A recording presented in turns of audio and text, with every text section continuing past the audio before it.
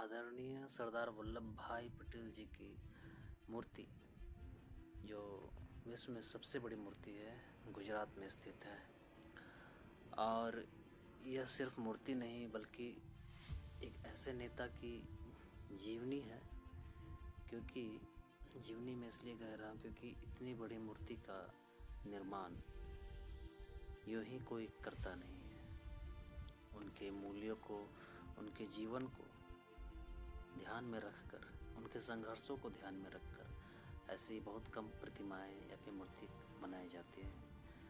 सरदार वल्लभ भाई पटेल जी ने 1926-1925 के दौरान किसानों के विरोध, किसानों के आंदोलन को बढ़ाया था।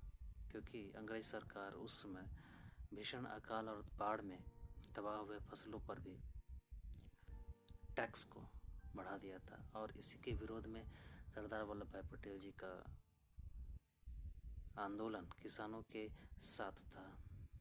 इससे किसान बहुत ही उत्साहित हुए।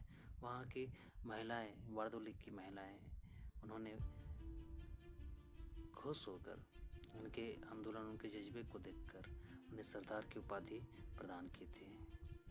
और यह मूर्ति जो है नरेंद्र मोदी, प्रधानमंत्री नरेंद्र मोदी के द्वारा अनावृत की गई थी, उनका अनावरण किया गया था।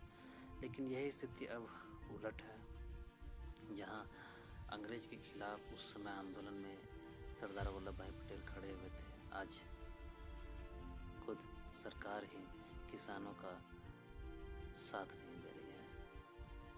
किसानों के ऊपर बढ़ते बोझ, पूरे भारतीयों के ऊपर पड़ते हुए टैक्स, इन सभी को ध्यान में अगर रखा जाए तो उस समय तो सरदार वल्लभ भाई पटेल थे। लेकिन आज इस समस्या को सुलझाने के लिए कोई ऐसा नेता नहीं सामने दिख रहा है जो किसानों के इस लंबी लड़ाई में साथ दे।